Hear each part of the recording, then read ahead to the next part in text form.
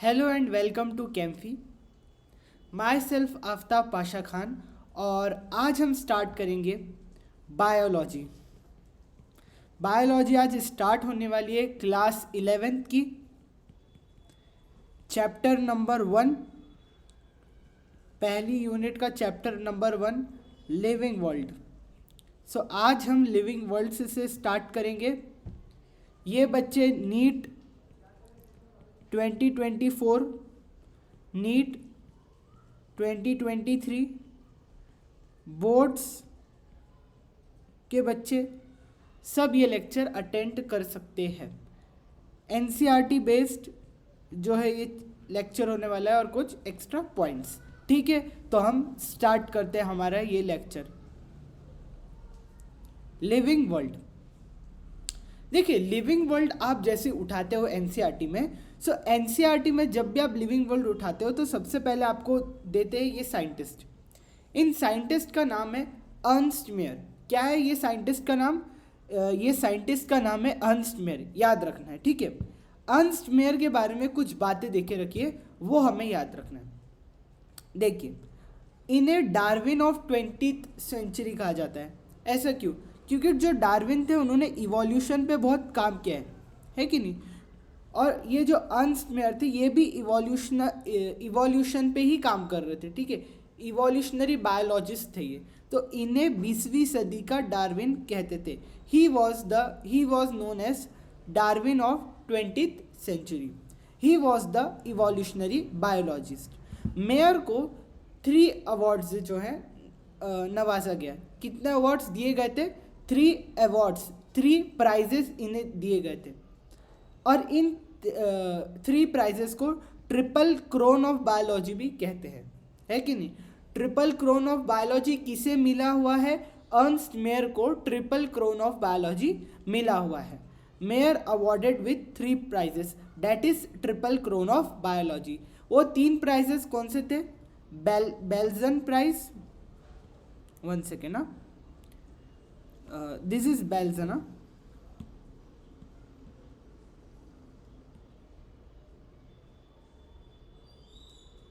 ओ,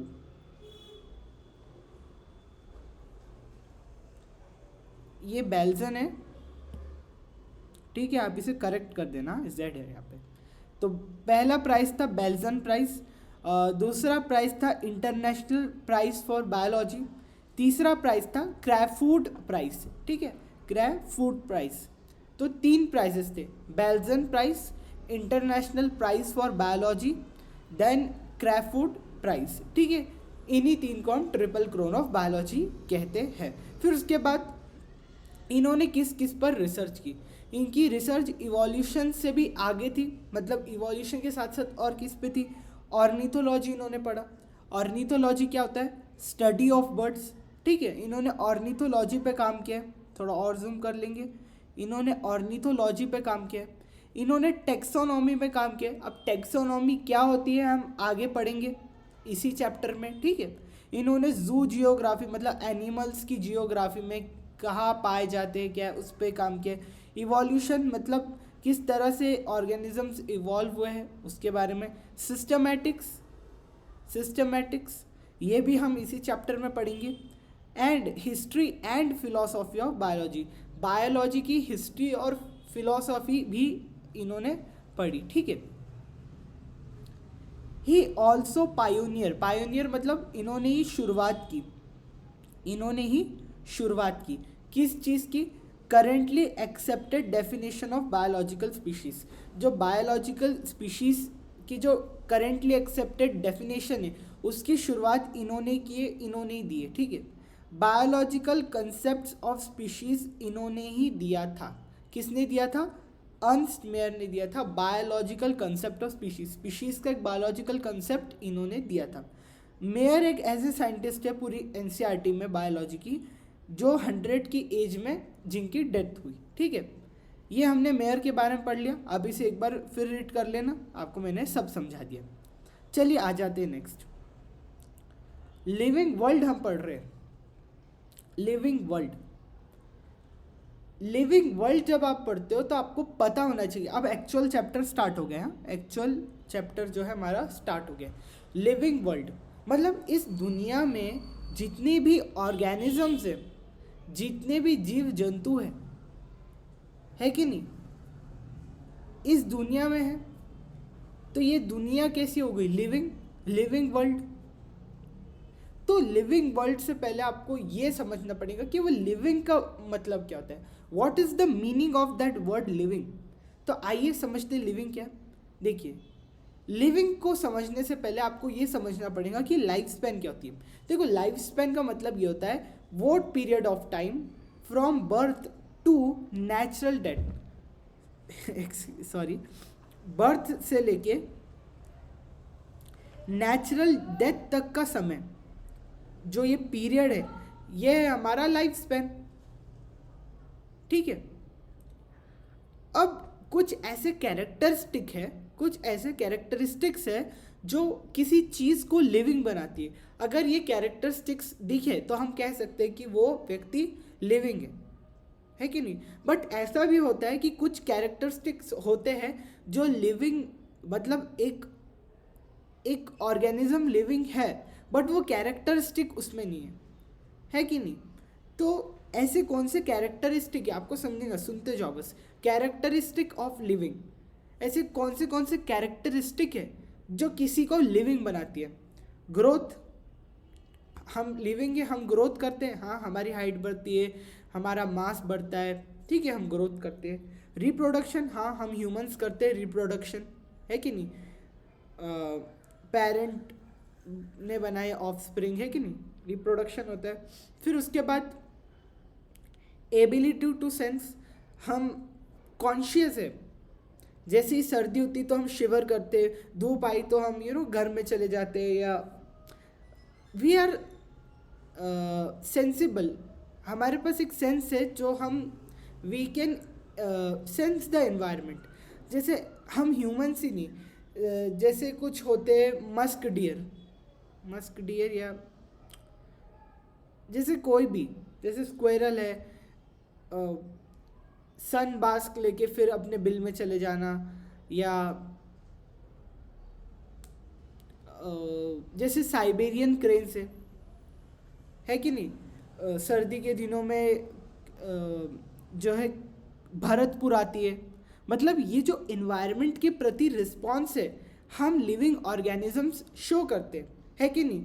जैसे heat period आए तो आपको दिखते होंगे गली में डॉग्स, है कि नहीं। तो ये सब इन्वायरमेंट के प्रति एक रिस्पॉन्स है। ये कौन देते हैं? ये लिविंग ही कर सकता है कि नहीं। नॉन लिविंग, जैसे इस डेस्क को सर्दी लग रही तो इससे कम, ऐसा तो कुछ होता नहीं है ना। नॉन लिविंग तो रिस्पॉन्स नहीं कर सकते, लिविंग जो है वो रिस्पॉन्स दे सकते हैं। तो एबिलिटी टू सेंस एनवायरनमेंट और कॉन्शियसनेस, ये लिविंग में होती है। मेटाबॉलिज्म, भैया हम जी रहे हैं, हम कैसे जी रहे हैं? खाना खा रहे हैं, न्यूट्रिशन इनटेक कर रहे हैं।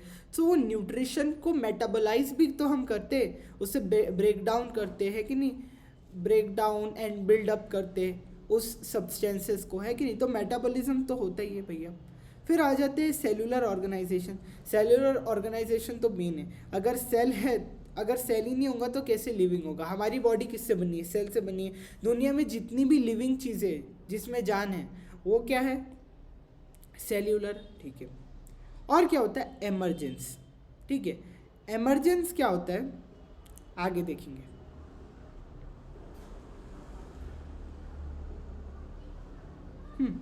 चलिए अब एक एक से सबके बारे में बात करते हैं। अब ये जो कैरेक्टरिस्टिक फीचर है, इसकी एक ट्रिक है ग्राम्स। जब भी आपको किसी को लिविंग, आप जानना चाहते हो कोई लिविंग है, तो ये 1 2 3 4 5 6 जो है कैरेक्टरिस्टिक होना चाहिए, ये होते हैं ग्राम्स, ठीक है। अब हम आ जाते हैं ग्रोथ। देखो ग्रोथ क्या होती है, ग्रोथ को समझो। देखो ग्रोथ होती है increase in mass and increase in number of individual are twin characteristics of growth. देखिए, मास में बढ़ना और नंबर ऑफ इंडिविजुअल्स में बढ़ना, ये ट्विन कैरेक्टरिस्टिक है ग्रोथ का। जैसे मास बढ़ रहा है तो सेल का नंबर भी बढ़ रहा है कि नहीं, मास बढ़ रहा है। अगर हम ग्रो कर रहे हैं, हम जो जब छोटे से थे तो हम इतने से थे, बेबी थे, फिर हम जैसे जैसे बड़े हुए हमारा मास हुआ, हमारा मास बढ़ा, हमारे नंबर ऑफ सेल्स भी बढ़े होंगे, है कि नहीं। तो increase in mass and increasing number of individuals are the twin characteristics of growth, है कि नहीं। अब ग्रोथ यूनिसेल्युलर में कैसे होती है और मल्टी सेल्युलर में कैसी होती है, आइए देखते हैं। देखिए यूनिसेल्युलर क्या होता है। यूनिसेल्युलर बोले तो ऐसा ऑर्गेनिज्म जिसके पास सिर्फ वन सेल हो। सेल हमें पता है क्या होता है। सेल हमारी बॉडी का वो स्मॉलेस्ट यूनिट जिससे पूरा लिविंग ऑर्गेनिज्म बनता है। तो यूनिसेल्युलर बोल दो जिसमें सिर्फ एक सेल हो। मल्टी सेल्युलर मतलब जिसमें एक से अधिक सेल हो, ठीक है, एक से ज़्यादा सेल हो। तो इनमें किस तरह की ग्रोथ होती है आइए देखते हैं, ठीक है। सो यूनिसेल्युलर, जैसे हमारा यूनिसेल्युलर है amoeba. Amoeba is a protist, है कि नहीं। सो ये हमारे पास आ गया अमीबा।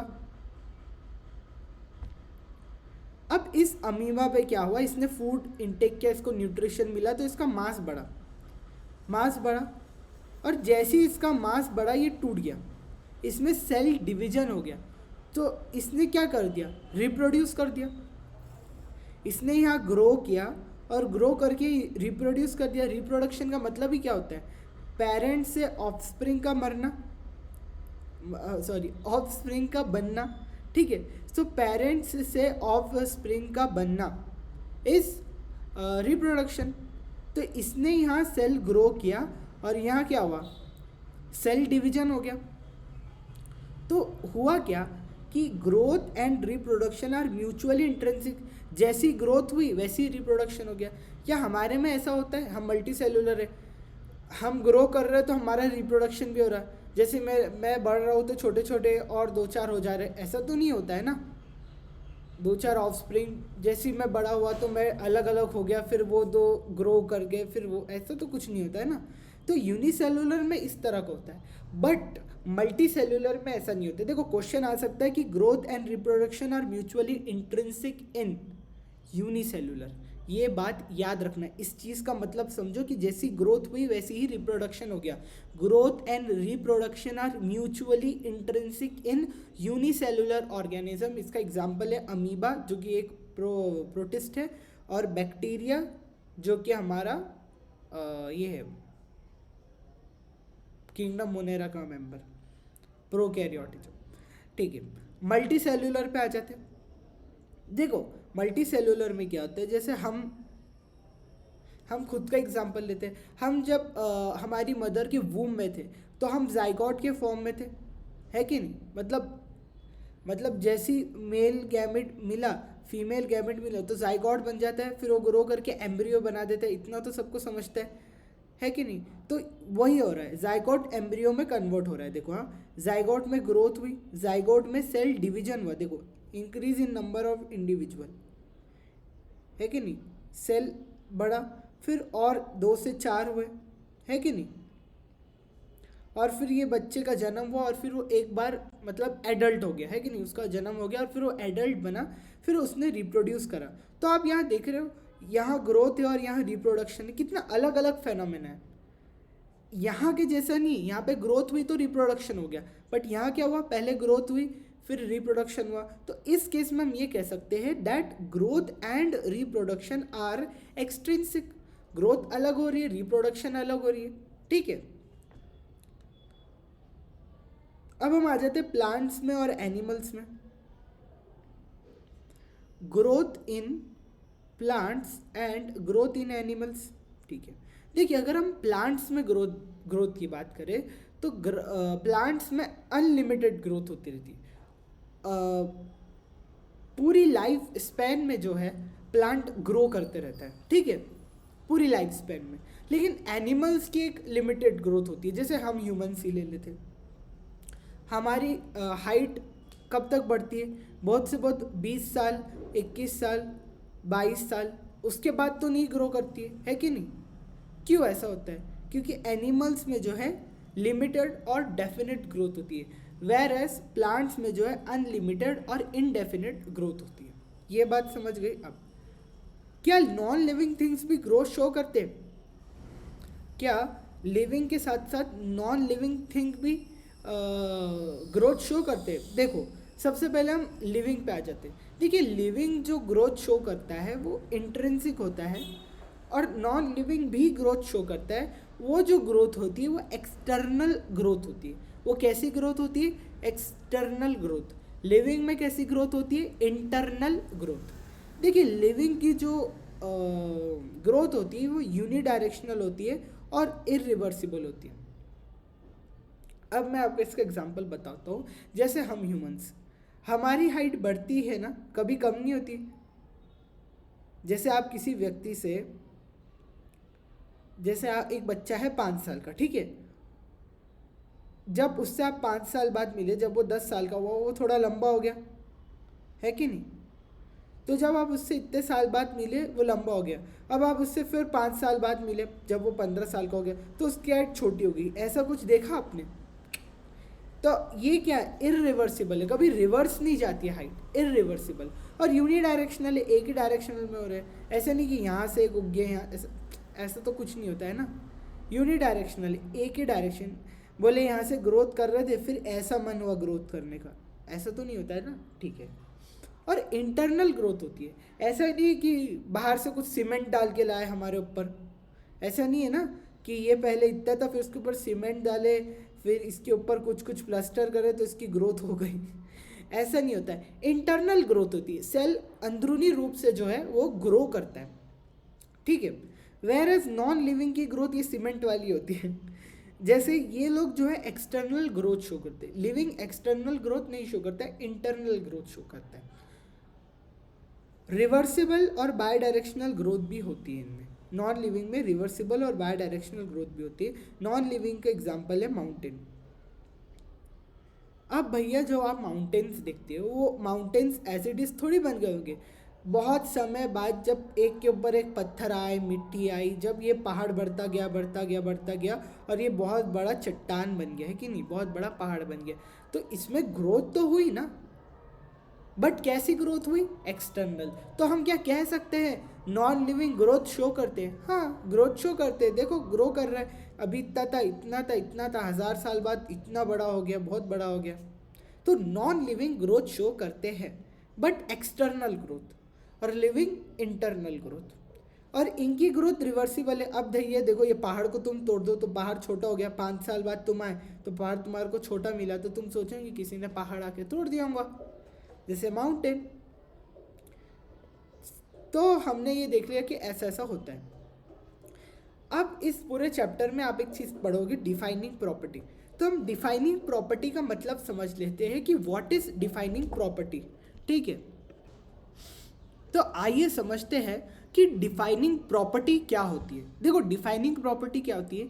ऐसी property, property which is only shown by a living organism. ऐसी प्रॉपर्टी जो सिर्फ लिविंग ऑर्गेनिज्म ही शो करते हैं, नॉन लिविंग शो नहीं करते। डिफाइनिंग प्रॉपर्टी बोले तो जैसे ग्रोथ है, ग्रोथ के सिर्फ लिविंग शो कर रहे थे? नहीं, नॉन लिविंग भी शो कर रहे थे। तो क्या ग्रोथ डिफाइनिंग प्रॉपर्टी है? Growth is not a defining property या डिफाइनिंग फीचर। डिफाइनिंग फीचर या डिफाइनिंग प्रॉपर्टी क्या होती है? ऐसा फीचर या ऐसी प्रॉपर्टी जो सिर्फ और सिर्फ लिविंग शो कर सकते, वो होती है डिफाइनिंग प्रॉपर्टी। तो growth is not a defining property.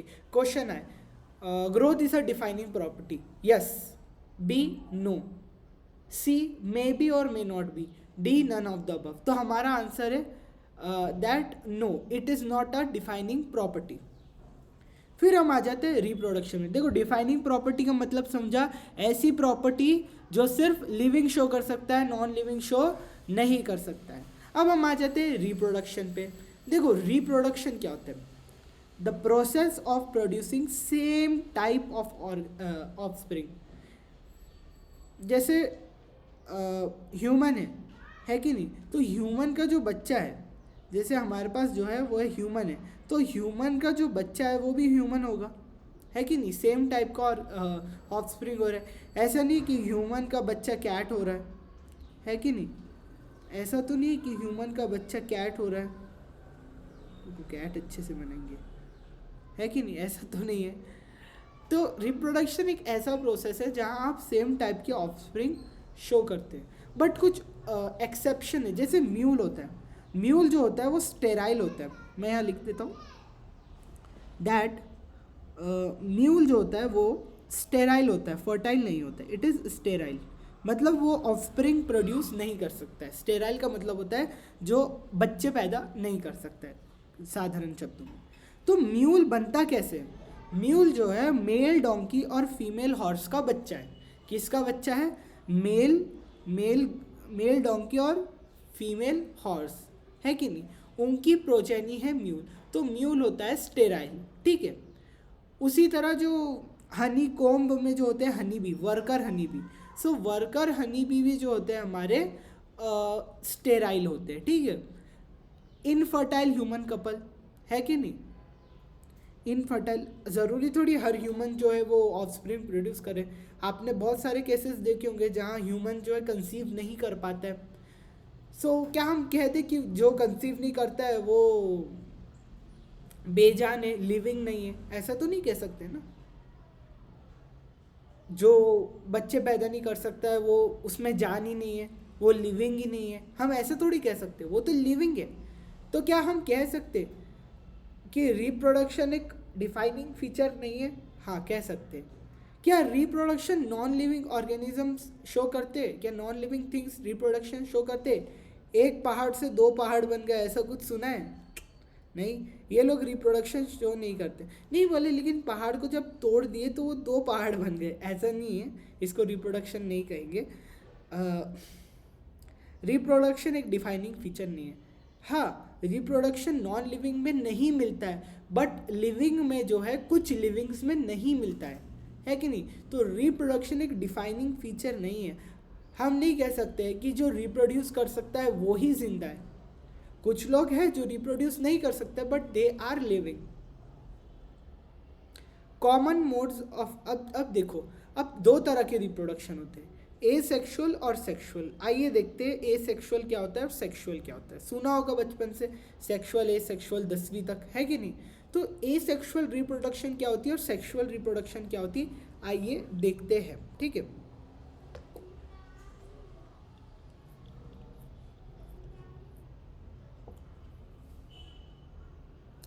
Asexual और सेक्सुअल रिप्रोडक्शन क्या होती है? देखो, एसेक्सुअल जो होता है वो जिसमें सिर्फ एक ही पेरेंट इन्वॉल्व होता है।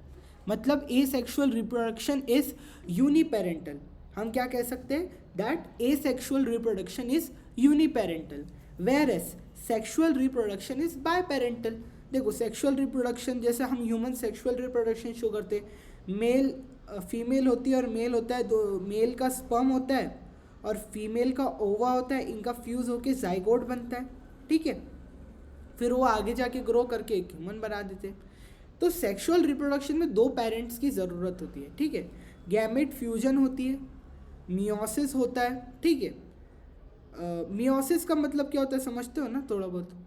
मियोसिस बोले तो जब एक 2n सेल, हाँ हमारा जो सेट है, जैसा 2 सेट ऑफ क्रोमोसोम है कि नहीं, 2n सेट ऑफ क्रोमोसोम, तो जब उसमें सेल डिवीजन हुआ तो सेल का नंबर जो है वो आधा हो जाता है, ठीक है। तो इसी को हम कहते हैं मियोसिस। तो मियोसिस में जो है सेक्सुअल रिप्रोडक्शन में मियोसिस होती है। जैसे हमारे गैमेट्स जो होते हैं वो हैप्लॉइड होते हैं, वो हमारे सोमैटिक जो सेल होते हैं उसमें मियोसिस होता है और वो गैमेट्स बन जाते हैं, है कि नहीं? मियोसिस होता है और गैमेट बन जाते हैं, ठीक है। सो मियोसिस में क्या होता है, क्रोमोसोम नंबर हाफ होते हैं, क्रोमोसोम का सेट आधा होता है। एसेक्सुअल रिप्रोडक्शन में मियोसिस जैसा कुछ नहीं होता है। देखो, सेक्सुअल रिप्रोडक्शन में गैमेट का फ्यूजन होता है, गैमेट बनता है मियोसिस से सेक्सुअल रिप्रोडक्शन में, है कि नहीं? और गैमेट बनता भी है और गैमेट फ्यूज भी होता है। देखो, एक बहुत इंपॉर्टेंट टर्म है, गैमेट का फ्यूजन होता है सेक्सुअल में, एसेक्सुअल में गैमेट का फ्यूजन नहीं होता है। देखो, आगे जाके मैं क्लास 12 की चैप्टर 1 नंबर 1 में तो ये पढ़ाऊंगा ही मैं, बट अभी यहाँ पे मैं आपको एक बता देता हूँ कि गैमेट एसेक्सुअल में भी बन सकते हैं। मैं देखो, हाँ यहाँ पे ही बता देता हूँ, गैमेट फॉर्मेशन में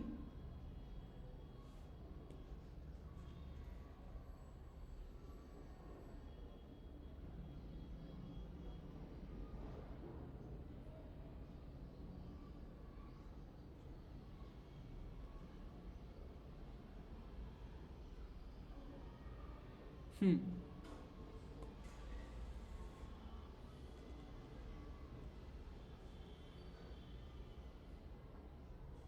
देखो,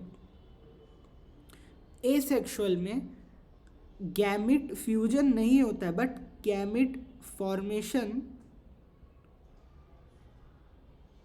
में अकर हो सकता है, गैमिट बने, बट गैमिट फ्यूज कभी नहीं होगा एसेक्सुअल में। ये बात ख्याल रखना, ये आगे जाके और क्लियर होगा जब आप रिप्रोडक्शन वाली यूनिट पढ़ोगे क्लास 12th की, ठीक है, जो मैं पढ़ाऊंगा इस चैनल पे। सो एसेक्सुअल और सेक्सुअल में क्या फ़र्क है? सेक्सुअल में गैमिट का फ्यूजन होता है, एसेक्सुअल में गैमिट का फ्यूजन नहीं होता है। सेक्सुअल में मियोसिस होती है, बट एसेक्सुअल में मियोसिस नहीं होती है, ठीक है। 2n से 2n ही बनेगा, माइटोसिस होगी, मियोसिस नहीं होगी। सिंपलर और फास्टर प्रोसेस है। देखो, सेक्सुअल रिप्रोडक्शन एक कॉम्प्लेक्स और स्लोअर प्रोसेस है। जैसा हम ह्यूमन मेल ये है मेल और ये है फीमेल, तो मेल का गैमेट आएगा, फीमेल का गैमेट आएगा। देखो, सेक्सुअल इंटरकोर्स होगा, गैमेट्स मिलेंगे, जाइगोट बनेगा, फिर उसका उस एम्ब्रियो का डेवलप्ड होगा, 9 मंथ्स का एक पीरियड होगा, है कि नहीं, फिर बेबी का जो है वो बर्थ होगा। तो ये बहुत कॉम्प्लेक्स प्रोसेस है, एक छोटी मोटी प्रोसेस नहीं है। तो सेक्सुअल रिप्रोडक्शन एक कॉम्प्लेक्स है। बट ए सेक्सुअल की बात करें, जैसे अभी हमने देखा अमीबा, जैसे यहाँ हमने अमीबा देखा, ये ए सेक्सुअल रिप्रोडक्शन ही है। जैसे ये बना और ये टूट गया, कितना फटाक से हुआ, कोई टेंशन नहीं, ना गैमेट फ्यूज हो रहा है ना ये, तो ये बहुत सिंपलर और इजी प्रोसेस है। बट इसका इवोल्यूशन में कोई रोल नहीं है। देखो, जो पेरेंट था वही तो टूटा है बस, है कि नहीं। जो इसका जेनेटिक मटेरियल था एग्जैक्टली सेम जेनेटिक मटेरियल इसका ही है। बट सेक्सुअल में क्या होता है, देखो, मेल का थोड़ा अलग होता है, फीमेल का जेनेटिक मेकअप अलग होता है कि नहीं। तो ये दोनों का जेनेटिक मेकअप मिलता है, फिर थोड़े वेरिएशंस आते हैं, तो इसका रोल है इवोल्यूशन में, बट इसका रोल नहीं है इवोल्यूशन में। तो हम कह सकते हैं that reproduction is not a defining feature, क्योंकि ये कुछ लिविंग्स में नहीं मिलता है। अब हम कुछ एसेक्सुअल रिप्रोडक्शन के कॉमन मोड देखेंगे, जैसा बाइनरी फिजन। हम डिटेल में बाइनरी फिजन पढ़ेंगे क्लास 12th की रिप्रोडक्शन वाली यूनिट में। जैसे ये बैक्टीरिया अमीबा है। देखो, अमीबा क्या बाइनरी फिजन ही तो शो कर रहा है। देखो, ये अमीबा ने बीच में से टूट गया, है कि नहीं। ये देखो, ये अमीबा टूटा, दो उसमें, है कि नहीं, इसका जेनेटिक मटेरियल में भी इक्वली पहुंच गया। तो ये बाइनरी फिजन है। सो बाइनरी फिजन बोले तो टूटना, ये जो हमने देखा ना, ये बाइनरी फिजन ही एसेक्सुअल रिप्रोडक्शन है।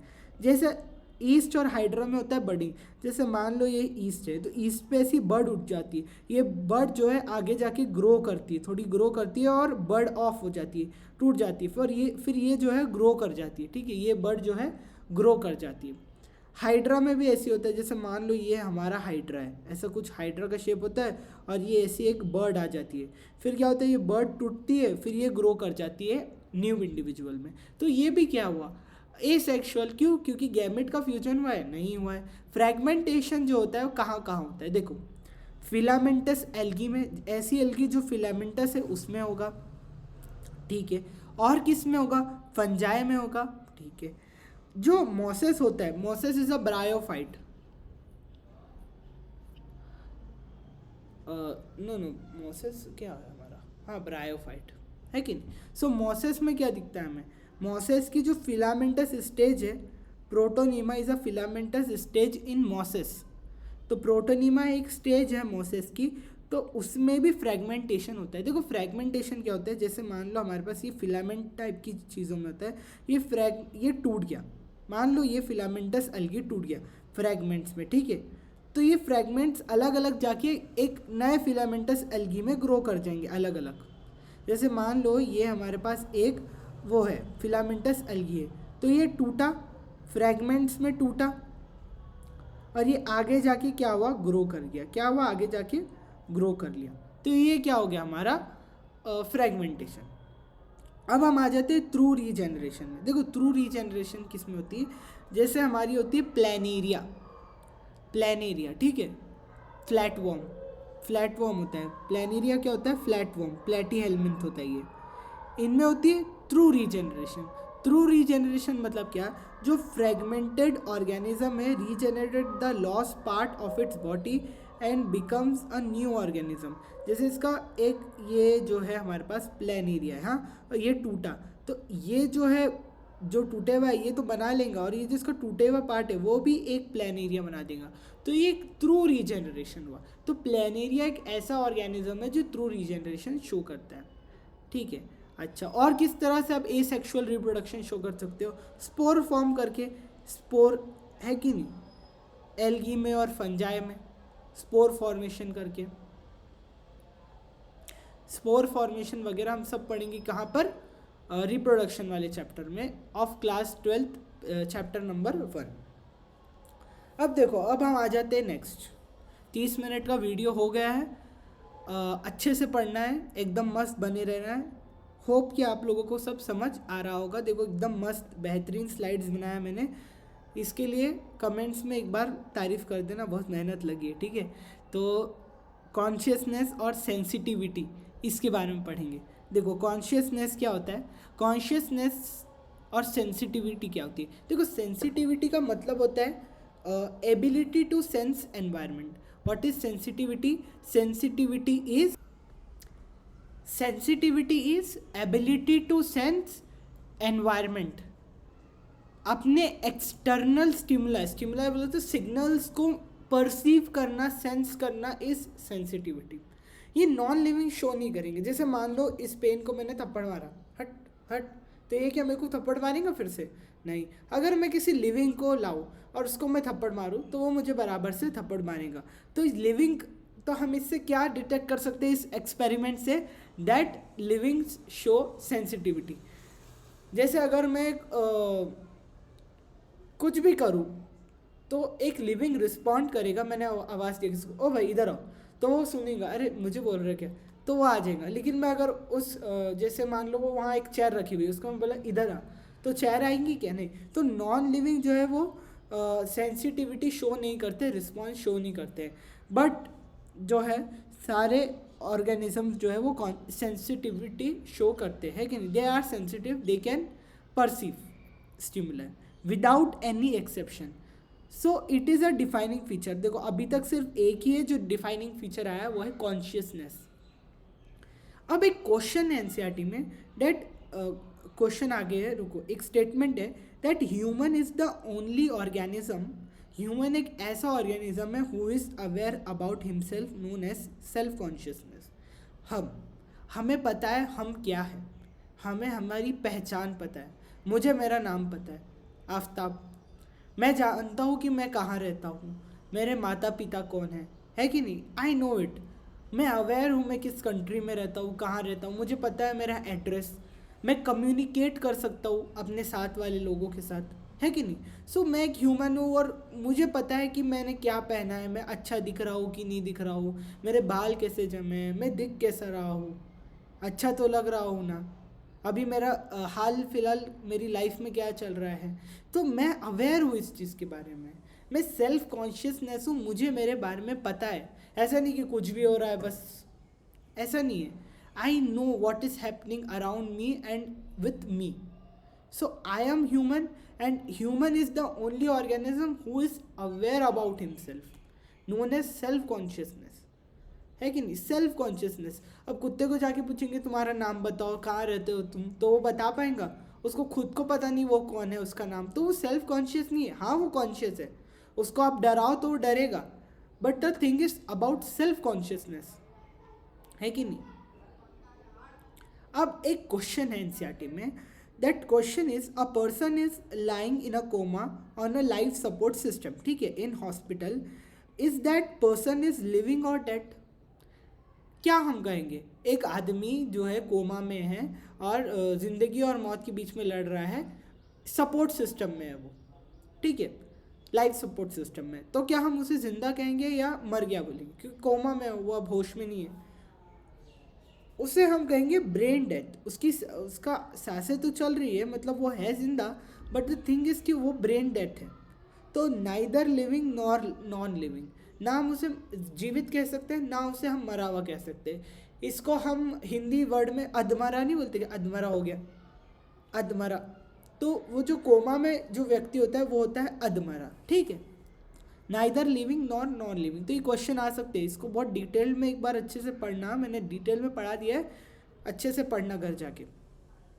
अब हम आ जाते हैं मेटाबॉलिज्म में। देखिए मेटाबॉलिज्म क्या होता है, देखो हमने कहा कि हम न्यूट्रिशन लेते हैं, है कि नहीं, तो हम जो भी फूड इंटेक करते हैं उसका डाइजेशन होता है, उसका ब्रेक डाउन होता है, कुछ चीज़ें ब्रेक डाउन होती है बॉडी में, कुछ चीज़ें बिल्ड अप होती है कि नहीं। अमाइनो एसिड से प्रोटीन बनता है, प्रोटीन अमाइनो एसिड में कन्वर्ट होता है, चीज़ें बनती है, चीज़ें टूटती है कि नहीं। इसी को हम मेटाबॉलिज्म कहते हैं। The sum total of all chemical reactions occurring in our body is called metabolism. No non-living object exhibit metabolism. कोई भी non-living object जो है metabolism नहीं शो करेगा। जैसे ये बुक है, ये थोड़ी मेटाबॉलिज्म शो कर रही है, ये थोड़ी गैसेस ऑफ एक्सचेंज कर रही है, ये थोड़ी इनहेल कर रही है, एक्सेल कर रही है, या ये थोड़ी डाइजेस्ट कर रही है, ऐसा कुछ हो रहा है? नहीं, नॉन लिविंग में नहीं होता है। But metabolic reactions can be done outside the body in a test tube. जैसे टेस्ट ट्यूब बेबी सुना होगा ना, तो ज़रूरी थोड़ी है कि गैमेट का फॉर्मेशन इनसाइड द फीमेल ही हो, है कि नहीं, सॉरी गैमेट का फ्यूजन जो है इनसाइड द फीमेल बॉडी हो, हम आउटसाइड भी कर सकते हैं टेस्ट ट्यूब में। सुना होगा टेस्ट ट्यूब बेबी, आजकल बहुत सारे है कि हो गए।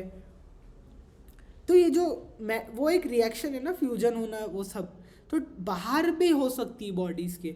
जैसे ये एक मैंने आपको उदाहरण दिया है। तो metabolic reactions can be done outside the body in test tube are not living thing. हम उस चीज़ को लिविंग थिंग नहीं कहेंगे, बट लिविंग रिएक्शंस कह सकते हैं, क्योंकि ऐसी रिएक्शंस जो लिविंग थिंग्स में हो रही है वो हम बाहर करा सकते हैं। तो ऐसी रिएक्शंस को हम लिविंग रिएक्शन कह सकते हैं, लिविंग थिंग नहीं कह सकते। तो मेटाबॉलिज्म एक डिफाइनिंग प्रॉपर्टी है। देखिए बहुत कन्फ्यूज़न होता है, कुछ लोग कहते हैं मेटाबॉलिज्म डिफाइनिंग है या नॉन डिफाइनिंग है। आप क्या करो, मेटाबॉलिज्म को डिफाइनिंग मान के चलो। Metabolism is a defining feature, वो ह्यूमन में लिविंग्स में मिलता है अनएक्सेप्शनली, और नॉन लिविंग ऑब्जेक्ट में नहीं दिखता है, ठीक है। अब दो तरह के मेटाबॉलिज्म होते हैं, हो सकता है वो एनाबॉलिज्म हो सकता है वो कैटाबॉलिज्म। देखो एक एक से पढ़ते हैं। एनाबॉलिज्म, देखो ए से रखना याद अधिक, क्या याद रखना, अब अधिक की स्पेलिंग तुम लोग देख लो, अधिक, ठीक है। अधिक का मतलब क्या होता है, अधिक होना, बढ़ना। तो एनाबॉलिज्म में क्या होगा, चीज़ें बढ़ेगी, सिंपलर सब्सटेंस एक दूसरे के साथ मिलेंगे और क्या होगा, बिल्ड अप करके कॉम्प्लेक्स सब्सटेंसेस बना देंगे। ये हो गया हमारे पास एनाबॉलिज्म। कैटाबॉलिज्म में क्या होगा, कॉम्प्लेक्स सब्सटेंसेस का ब्रेक डाउन होगा। देखो कैटाबॉलिज्म से काट याद रखना, कट जाएगा, ये कटेगा, टूटेगा, और टूट के क्या हो जाएगा, सिंपलर सब्सटेंसेस में कन्वर्ट हो जाएगा। ये हो गया हमारा ब्रेक डाउन। तो that is what is catabolism, okay. अब आ जाते हैं हमारे नेक्स्ट कैरेक्टरिस्टिक ऑफ लिविंग में, वो है हमारा पांचवा। ग्राम्स ट्रिक थी हमारी, GRAMCE, है कि नहीं, ट्रिक थी। तो मैंने ट्रिक को एक्सप्लेन ही नहीं करा, एक सेकंड में आपको ट्रिक समझा देता हूँ। ट्रिक तो मैंने आपको समझाया नहीं। जी का मतलब होता है ग्रोथ, आर का मतलब होता है रिप्रोडक्शन, ए का मतलब होता है ability to sense environment, M का मतलब होता है मेटाबॉलिज्म, सी का मतलब होता है सेलुलर ऑर्गेनाइजेशन, ई का मतलब होता है एमरजेंस। ये हो गई हमारी कैरेक्टरिस्टिक ऑफ लिविंग ग्राम्स। इसमें से क्या ग्रोथ डिफाइनिंग है? नहीं। क्या रिप्रोडक्शन डिफाइनिंग है? नहीं। Ability to sense environment, yes. Metabolism, yes. अब हम आ जाते हैं सेलुलर ऑर्गेनाइजेशन पे। देखो सेलुलर ऑर्गेनाइजेशन होता कैसे, सेल होता है, सेल मिलता है बनाता है टिश्यू मिलके बनाता है ऑर्गन मिलके बनता है ऑर्गन सिस्टम। ऑर्गन एक दूसरे से कनेक्ट हुए और उन्होंने बना दिया एक ऑर्गन सिस्टम, और पूरे ऑर्गन सिस्टम ने मिलके बना दिया एक ऑर्गेनिज्म, है कि नहीं। तो सेल जो है हमारा बेसिक है, structural and functional unit of life है, ये सबसे बेसिक यूनिट है। और अगर आपके पास सेल है तो आप लिविंग हो, नॉन लिविंग के पास सेल नहीं होता है, सिर्फ लिविंग के पास जो होता है वो सेल होता है। सो it is a defining feature of living, ये लिविंग की एक डिफाइनिंग फीचर है। क्या है ये? लिविंग की एक डिफाइनिंग फीचर है सेलुलर ऑर्गेनाइजेशन। तो हमारे पास 3 डिफाइनिंग प्रॉपर्टीज मिल गई। अब चलो एमर्जेंस क्या होता है? एमर्जेंस का मतलब होता है एमर्ज होना, एकत्रित होना। किस चीज़ का एकत्रित होना? Properties at higher level of organization due to interaction in component of lower level in organization. देखो ये सेल है, सेल है, सेल भी कैसा बना होगा? सेल भी कैसा बना होगा? कुछ ना कुछ सब्सटेंसेस से, है कि नहीं? कुछ ना कुछ सब्सटेंसेस से मिलके सेल ऑर्गेनेल बने होंगे, इससे पहले की कहानी।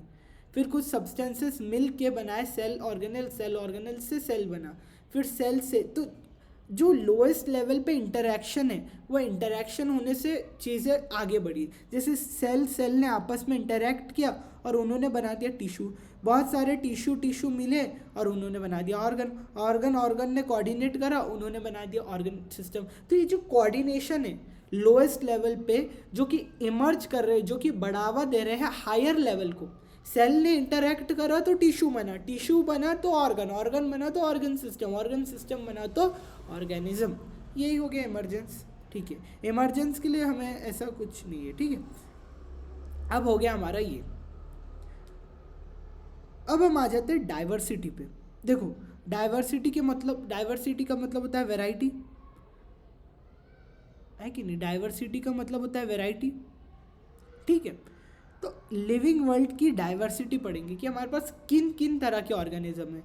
बाहर निकलो तो आपको स्ट्रीट पे डॉग्स दिखेंगे, कैट दिखेगी, खुद ह्यूमन आप हो, चिड़िया दिख रही है। ये बस यहाँ तक बात नहीं है। There are 1.7 to 1.8 million species. अभी तक हमने जो खोज करी है, जितनी हमारी रिसर्च है, अभी तक पता चला है कि there are 1.7 to 1.8 million species that are known and described in the sense they are उनके बारे में डिटेल्ड निकाल लिया गया कि इनके बारे में डिटेल्स हमें पता है। तो इतने स्पीशीज़ के बारे में खोज हो चुकी है और उन्हें डिस्क्राइब कर दिया गया है। इन 1.7 और 1.8 मिलियन में से जो 1.25 मिलियंस है ना, वो सिर्फ एनिमल्स है, और 0.55 मिलियन जो होते हैं वो प्लांट्स है। ये आंकड़े याद रखो, क्वेश्चन आ सकता है। ठीक है, तो सिर्फ एनिमल्स हो सकते हैं। इसको मैं थोड़ा सा बड़ा कर देता हूँ।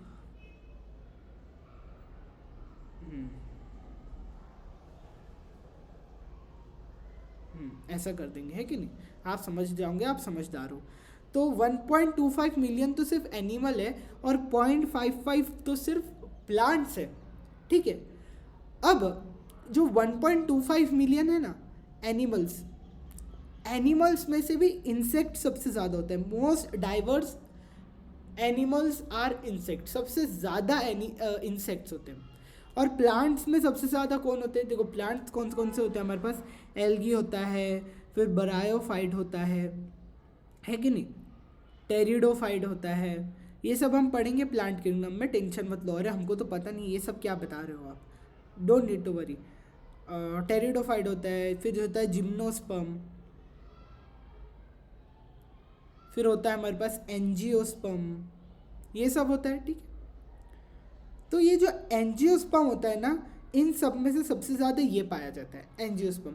सो प्लांट्स में से भी सबसे ज़्यादा एंजियोस्पर्म, एनिमल्स में भी सबसे ज़्यादा इंसेक्ट। ठीक है, अब हम आ जाते हैं नेक्स्ट। अब मैंने आपको बताया था अर्नस्ट ने किस पे डिस्कवरी की थी? अर्नस्ट ने जो है हमारे इस पे डिस्कवरी की थी, किस पे?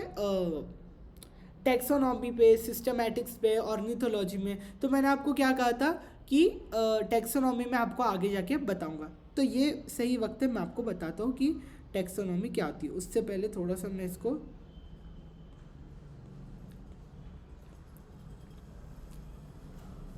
ठीक है, टेक्सोनॉमी क्या होती है? टेक्सोनॉमी वो ब्रांच ऑफ साइंस है जो कि डील करता है with the principle of processes of classification of living organism. अब देखो भैया, इतने सारे स्पीशीज़ हैं, अब इतने सारे स्पीशीज़ को आपको एक प्रॉपर क्लासीफाई करना पड़ेगा, प्रॉपर ग्रुप्स में डालना पड़ेगा, है कि नहीं? तो ये जो क्लासिफिकेशन का ये जो प्रक्रिया है, लिविंग ऑर्गेनिजम्स को क्लासीफाई करने की जो टेक्निक है, ये टेक्निक जो है एक ब्रांच ऑफ साइंस है जिसे हम टेक्सोनॉमी कहते हैं। तो हम टेक्सोनॉमी में क्या कहते हैं, ऑर्गेनिजम्स को, लिविंग ऑर्गेनिजम्स को क्लासीफाई करते हैं। अब क्लासिफिकेशन किस आधार पे होगा, जैसे इस ऑर्गेनिज्म को किस में डालना है, इस ऑर्गेनिज्म को किस में डालना है, इस ऑर्गेनिज्म को किस में डालना है, ये बेस्ड होगा on the basis of similarities and dissimilarities. इनमें सिमिलैरिटीज क्या है, इनमें डिससिमिलैरिटीज क्या है, उस आधार पे होगी। ठीक है, जो टर्म टैक्सोनॉमी है वो किसने दिया था, एपी डे कॉन्डोल ने जो है टर्म टैक्सोनॉमी दिया था। टर्म टैक्सोनॉमी किसने दिया था, एपी डे कॉन्डोल ने जो है टर्म टैक्सोनॉमी दिया था, सिंपल। ठीक है, फादर ऑफ टैक्सोनॉमी कौन है, Carolus Linnaeus. Carolus Linnaeus is the father of taxonomy. Father of taxonomy कौन है, Carolus Linnaeus. Term taxonomy A P de Candolle, father of taxonomy Carolus Linnaeus. ठीक है, समझ गया भैया। चलो आ जाते हैं नेक्स्ट। देखो टैक्सोनॉमी में जो है कुछ प्रक्रियाएं होगी। सबसे पहले हमें क्या करना पड़ेगा, सबसे पहले उस ऑर्गेनिजम्स को आइडेंटिफाई करना पड़ेगा। आइडेंटिफाई करना पड़ेगा कि ऑर्गेनिज्म प्लांट है, एनिमल है, क्या है ये। फिर कैरेक्टराइजेशन करना पड़ेगा। कैरेक्टराइजेशन वही सिमिलैरिटीज डिससिमिलैरिटीज देखनी पड़ेंगी। फिर इसके बाद उसे ये सब कैरेक्टराइजेशन के बाद उसे ग्रुप में रखना पड़ेगा, क्लासिफिकेशन। और ग्रुप में रखने के बाद हमें उसका नामकरण करना पड़ेगा कि उसको किस साइंटिस्ट ने ढूंढा था और क्या है वो, कैसा है, किस स्पीशीज़ को बिलोंग करता है, किस जीनस को बिलोंग करता है। ये तो हमने क्लासिफिकेशन में देख लिया, उसको ग्रुप में डाल दिया, फिर उसकी नाम हमने उस आधार पे कर दी। तो सबसे पहले हमने आइडेंटिफाई करा, फिर कैरेक्टराइज कर लिया, तीसरा क्लासीफाई कर लिया, चौथा नोमेनक्लेचर करा, लास्ट में नाम करोगे। पहले ये देखोगे कि क्या है नोमेनक्लेचर, क्या होता है पहले देखते हैं।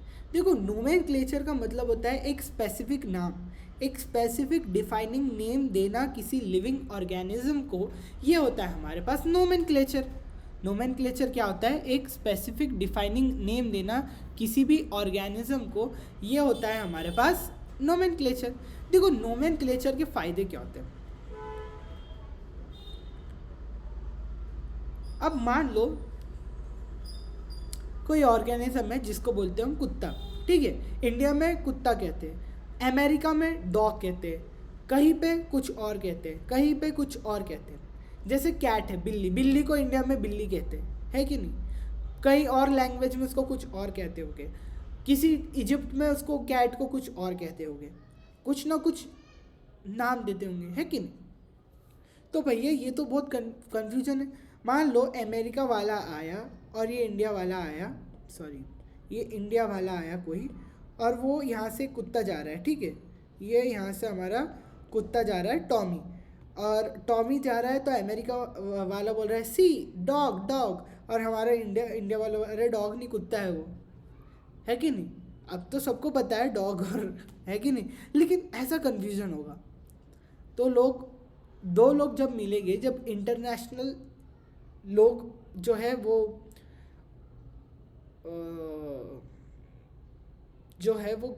टुगेदर जब वो लोग आएंगे इंटरनेशनल लेवल पे, जब सारी कंट्रीज़, तो ये बहुत कन्फ्यूजन हो जाएगा। कोई उस ऑर्गेनिज्म को किसी और नाम से जानता है, कोई उस ऑर्गेनिज्म को किसी और नाम से, और कोई कुछ और कुछ, ठीक है, कोई कुछ और कुछ। तो इस चीज़ का एडवांटेज है नोमेनक्लेचर। नोमेनक्लेचर की हेल्प से हम क्या देख सकते हैं कि हर ऑर्गेनिजम्स को जो है वो एक ही नाम से जाना जाएगा पूरे विश्व में। Each organisms known by the same name all over the world.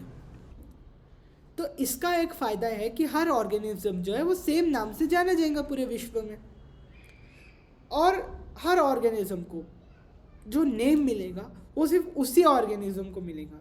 जैसे हम किसी को पैरट बोल रहे हैं तो वो उसी को हम कहेंगे पैरट, और कोई किसी को भी कोई किसी ऑर्गेनिज्म को पैरट नाम नहीं दिया जाएगा, है कि नहीं। तो ये हुआ हमारे फ़ायदा नोमेनक्लेचर का, है कि नहीं। अब नोमेनक्लेचर दो तरह के होते हैं, क्लासिफिकेशन अभी हम पढ़ेंगे।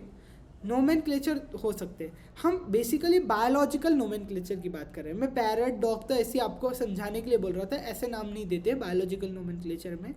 उसमें साइंटिफिक नेमिंग होती है, जीनस होता है, स्पेसिफिक एपिथेट दिया जाता है। तो दो तरह के नोमेनक्लेचर आए गए। जो मोस्ट एक्सेप्टेड है वो बाइनोमियल नोमेनक्लेचर है, बाइनोमियल नोमेनक्लेचर और ट्राइनोमियल नोमेनक्लेचर।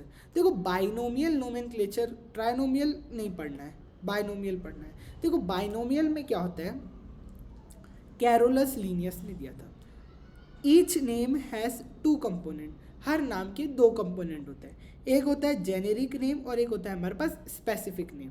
देखो हर दो तरह के नाम होते हैं, जैसे हम कहते हैं मैंगो मैंगो मैंगो, लेकिन मैंगो का साइंटिफिक नेम है मैंगीफेरा इंडिका और इसका साइंटिस्ट का नेम लिन, तो वो हो जाएगा हमारा ट्राइनोमियल, ठीक है। जो साइंटिस्ट आता है वो ट्राइनोमियल हो जाता है।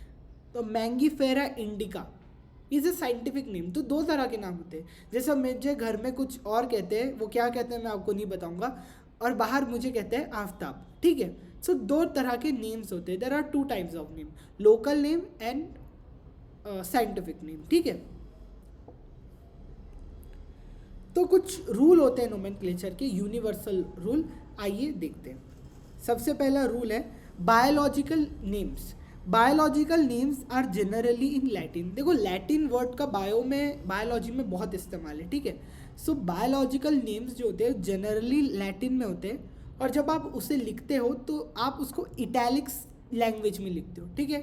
अब इटैलिक्स कैसी होती है मैं ऐसा करके बताया, पता नहीं मुझे इटैलिक्स कैसी होती है। तो इटैलिक्स में लिखा जाता है, और लैटिन में नाम होते हैं और इटैलिक्स में लिखा जाता है, एंड दे आर लैटिनाइज्ड और derived from Latin irrespective of their origin. अगर वो जो है ऑर्गेनिज्म जो है वो इंडिया में पाया जाता है तो उसका नाम ज़रूरी नहीं है कि हम हिंदी में रखें साइंटिफिक नेम, उसका साइंटिफिक नेम लैटिन में होगा, तो इररिस्पेक्टिव ऑफ देयर ओरिजिन कि वो कहाँ से पाया गया। दूसरी बात, the first word in biological name represent genus. देखो दो नेम होते हैं, एक होता है जीनस और एक होता है स्पीशीज। जैसे मान लो ये हमारा मैंगो, ये लिन को छोड़ दो अभी, है कि नहीं, ये हो गया मैंगीफेरा इंडिका, है कि नहीं, बायोनोमियल नोमेनक्लेचर, ट्राइनोमियल नहीं, है कि नहीं। तो ये जो मैंगीफेरा है ये मैंगो का जीनस है, ये क्या है, मैंगो का जीनस, और वो किस स्पीशीज़ को बिलोंग करता है, इंडिका स्पीशीज को बिलोंग करते हैं। तो first name denote genus while second component denotes specific epithet, ठीक है भैया। अब हम आ जाते हैं next, both the words are in biological name where hand written are separately underline. देखो जैसे मैंने हैंड रिटन है तो इनको मैंने अंडरलाइन कर लिया, है कि नहीं। Both words are biological name when hand written are underline. जब हम हैंड रिटन लिखते हैं तो हम उसे अंडरलाइन कर देते हैं, और जब प्रिंटेड होते हैं तो वो इटैलिक्स में प्रिंट होते हैं और indicate their Latin origin. The first word denoting genus start with capital letter. देखो जीनस हमेशा कैपिटल लेटर से ही स्टार्ट होता है, वेयर एज स्पेसिफिक एपिथेट या स्पीशीज या स्पेसिफिक एपिथेट जो होता है उसे हम स्मॉल लेटर से स्टार्ट करते हैं, जैसा आई, ये देखो स्मॉल आई लिखा है और यहाँ कैपिटल एम लिखा हो, ठीक है। The first word denoting the genus starts with capital letter. देखो जो पहला वर्ड होता है ना जो जीनस को डिनोट करता है वो कैपिटल लेटर से स्टार्ट होता है, ठीक है। ये तो पढ़ लिया ना, फिर क्यों पढ़ रहे, ठीक है। It can be illustrated with the example of Mangifera indica, ठीक है। एक पांचवा पॉइंट और है जो एनसीईआरटी में नहीं दिया गया, आपको पता होना चाहिए। Name of the author appears after specific epithet trinomial, ठीक है। तो ऑथर का नाम जो होता है, ऑथर का नाम जो होता है वो इसके बाद आता है, इन दोनों के बाद, date is at the end of biological name. Written in abbreviated form, मतलब लैटिन में नहीं होता है ज़्यादा, लिन ऐसा करके एब्रीवेटेड फॉर्म में होता है कि नहीं। और इसको हैंड रिटन रहा ना तो अंडरलाइन भी नहीं करते, इसको अंडरलाइन भी नहीं करते, ठीक है, सिर्फ इसको ही अंडरलाइन करते, इसको एब्रीवेटेड फॉर्म में लिख देते हैं, ठीक है। तो ये रूल्स आपको याद रखने हैं। अब हम आ जाते हैं नेक्स्ट, थक गया हूँ, लेकिन थकना बिल्कुल भी नहीं है यार। देखो अच्छे से पढ़ना, बेहतरीन पढ़ना है, जोश बनाए रखना है। ज़्यादा बातें नहीं करूँगा, वीडियो की लेंथ बढ़ जाती है नहीं तो। On the basis of characteristic of organisms, हाँ क्लासिफिकेशन तो देख लेंगे। ये देखो ये बोला था ना मैंने, आगे बताऊंगा। क्लासिफिकेशन क्या होता है? क्लासिफिकेशन एक ऐसी प्रोसेस है by which anything is grouped into convenient category based on some easily observable characters. कुछ ऑब्जर्वेबल कैरेक्टर्स के आधार पर हम चीज़ों को क्लासीफाई कर दे रहे, वो है हमारी क्लासिफिकेशन। देखो बहुत ईजी है, बहुत आराम से हो जाएगा। On the basis of characteristic of organisms can classify into different taxa. Taxa का मतलब होता है categories. Characterization on the basis of, अगर हमने कैरेक्टराइजेशन कर दिया कि हमने देख लिया कि इसकी हाइट कैसी है, ठीक है, हमने देख लिया कि इसकी लेंथ कैसी है, हाइट कैसी है, इसका इंटरनल एक्सटर्नल स्ट्रक्चर कैसा है, इसकी डेवलपमेंट कैसी है कि नहीं, इसका इन्वायरमेंट के साथ किस तरह का रिलेशन है कि नहीं, तो ये सब के आधार पर हम कैरेक्टराइजेशन करते हैं। देखो पुरानी टेक्सोनॉमी में क्या होता था, पुराने क्लासिफिकेशन में क्या होता था, हम सिर्फ बाहरी मॉर्फोलॉजिकल कैरेक्टर्स को देख लेते थे। बट मॉडर्न टेक्सोनॉमी में थोड़े एडवांसमेंट आए, अब हम एक्सटर्नल और इंटरनल स्ट्रक्चर को भी देखते हैं। यहाँ सिर्फ मॉर्फोलॉजी में सिर्फ एक्सटर्नल स्ट्रक्चर को देखते हैं। मॉर्फोलॉजी मतलब आप जो दिख रहे हो, यहाँ अलॉन्ग विथ सेल स्ट्रक्चर मतलब आप सेल का स्ट्रक्चर भी कर रहे हो, साइटोलॉजी सेल की स्टडी भी कर रहे हो कैसा सेल है, फिर आप उसकी डेवलपमेंट देख रहे हो, उसकी एनाटमी देख रहे हो, इस तरह की चीज़ें आप देख रहे हो। तो ये हो गया हमारी मॉडर्न टेक्सोनॉमी। ओल्ड में सिर्फ ये करते थे, ठीक है, तो उसको हमने डिफरेंट टेक्सा डिफरेंट ग्रुप में डाला। This process is called taxonomy. ये पूरी जो प्रक्रिया है नोमेनक्लेचर तक की, आइडेंटिफिकेशन से, कैरेक्टराइजेशन से, क्लासिफिकेशन से नोमेनक्लेचर तक का सफ़र जो है हमारा टेक्सोनॉमी है। अब हम आ जाते हैं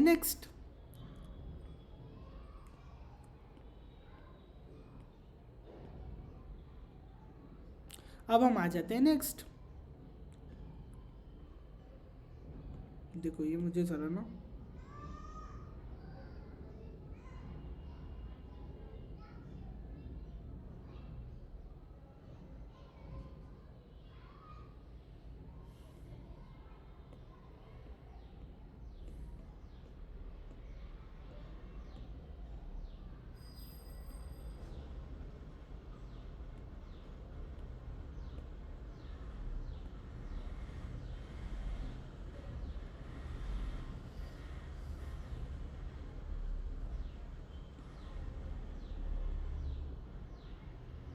ठीक है, सिस्टमैटिक्स के बारे में अब पढ़ेंगे। देखो टेक्सोनॉमी क्या थी, हम जो है क्लासीफाई कर रहे थे ऑर्गेनिजम्स को, ठीक है। जब हम फाइलोजेनेटिक रिलेशनशिप्स को भी देखने लग जाते हैं तो उस पूरी ब्रांच को हम सिस्टमैटिक्स कहते हैं। क्या कहते हैं उस पूरी ब्रांच को? Systematic. So systematic is basically taxonomy plus phylogeny. Taxonomy plus phylogeny is systematic. Phylogeny का मतलब क्या होता है? इवोल्यूशनरी रिलेशनशिप, मतलब उसका पुराने ऑर्गेनिजम्स के साथ उसका इवोल्यूशन किस तरह से हुआ, उसकी फाइलोजेनी क्या है, वो सब, उसके पूर्वज क्या है उस ऑर्गेनिज्म के, उस बारे में हम पढ़ते हैं फाइलोजेनी में। देखो सिस्टमैटिक टर्म जो है वो डिराइव हुआ है लैटिन वर्ड। मैंने बोला है बायोलॉजी में लैटिन वर्ड बहुत इस्तेमाल में किया जाता है। देखो सिस्टमैटिक टर्म जो है derive from Latin word Systema. Systema का मतलब होता है सिस्टमैटिक अरेंजमेंट ऑफ ऑर्गेनिज्म। तो सिस्टमैटिक लैटिन वर्ड सिस्टमा आया है, सिस्टमा का मतलब होता है सिस्टमैटिक अरेंजमेंट ऑफ ऑर्गेनिज्म, ठीक है। अब हम आ जाते हैं next. The term is used by Linnaeus in his book title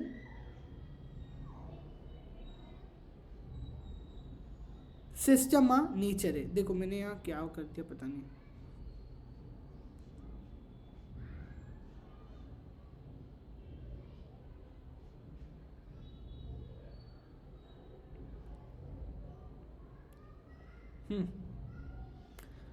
ये जो टर्म है सिस्टमैटिक्स, ये सबसे पहली बार लीनियस ने यूज़ किए थे ये टर्म को, और उनकी बुक सिस्टमा नेचरे में किसने यूज़ किया था? ये क्वेश्चन आ सकता है, लीनियस ने।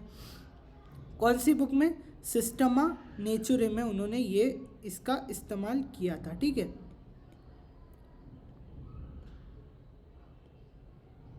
अब हम आ जाते हैं स्टैंडर्ड कोड्स के बारे में, नोमेनक्लेचर के स्टैंडर्ड कोड्स के बारे में हम जानते हैं। जैसे हमारे पास आता है international code for botanical nomenclature. What is ICBN? ICBN is international code for botanical nomenclature. मतलब कोड्स बोले तो कुछ ऐसी संस्थाएं जो कि नामकरण करती है। तो कुछ कोड्स है, जैसे ICBN क्या हुआ, international code for botanical nomenclature, है कि नहीं। और ICZN क्या हुआ, international code for zoological nomenclature. ठीक है,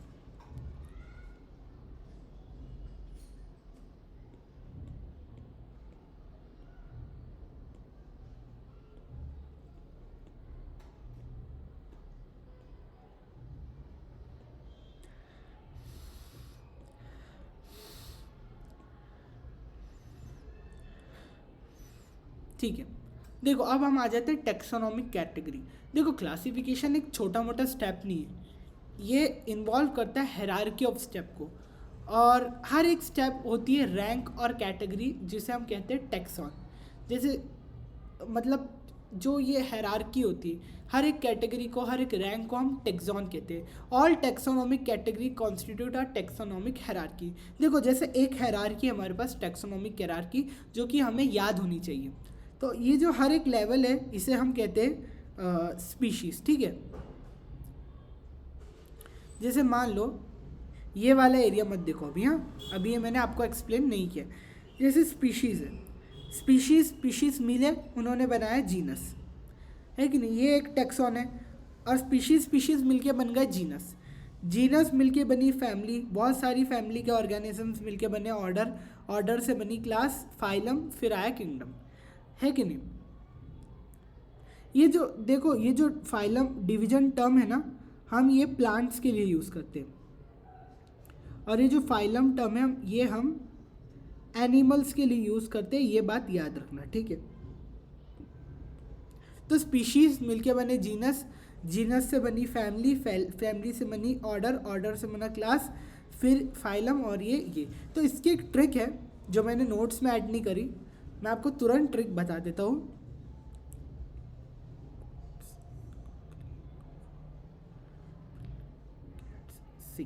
ये क्या है हमारे पास, स्पीशीज, ये जीनस, ये फैमिली, ये ऑर्डर, ये क्लास, ये फाइलम या डिवीजन, और ये क्या है, किंगडम। ठीक है, तो इसकी ट्रिक है कीप पॉट्स क्लीन। देखिए जो आपके गमले हैं, जो पौधे वगैरह जो आप जिसमें आप प्लांट्स उगाते हो, तो उस पॉट्स को जो है आप क्लीन रखो। अगर आप क्लीन नहीं रखोगे तो क्या होगा, और फैमिली जो है, फैमिली गेट्स सिक। ठीक है, तो ये हमारी ट्रिक है, ये याद कर लेना। अभी अंधेरा हो रहा है, मैं फटाफट आपको पढ़ाता हूँ। तो देखो जैसे स्पीशी, जीनस क्या था, ग्रुप ऑफ स्पीशीज़। सो ये क्या होता है, देखो अब जूम करके हम पढ़ेंगे, ये नोट्स आपको टेलीग्राम पे मिल जाएंगे, आप एक्सेस कर सकते हो। शेयर करो ज़्यादा से ज़्यादा लोगों में प्लीज़। मुझे 1K सब्सक्राइबर चाहिए, मुझे आपका कम्युनिटी पोस्ट एक्टिव करना है ताकि आपको मैं क्वेश्चंस डाल सकूँ, ठीक है। So group of related species जो होता है वो होता है जीनस, ठीक है। सो हमारे पास जैसे पैंथेरा टिग्रीज है, पैंथेरा लियो है कि नहीं, पैंथेरा पैरेडस है। पैंथेरा वर्ड क्या है, जीनस, जीनस, जीनस। ये सब क्या है, ये स्पीशीज़, हमें पता है साइंटिफिक नेम में 2 टर्म होते हैं, पैंथेरा टिग्रिस टाइगर का नाम, पैंथेरा लियो लायन का नाम। देखो जीनस मैंने कैपिटल में लिखा है और स्पीशीज़ मैंने स्मॉल लेटर से लिखा है। पैंथेरा पैराडस बोले तो लिपर्ड।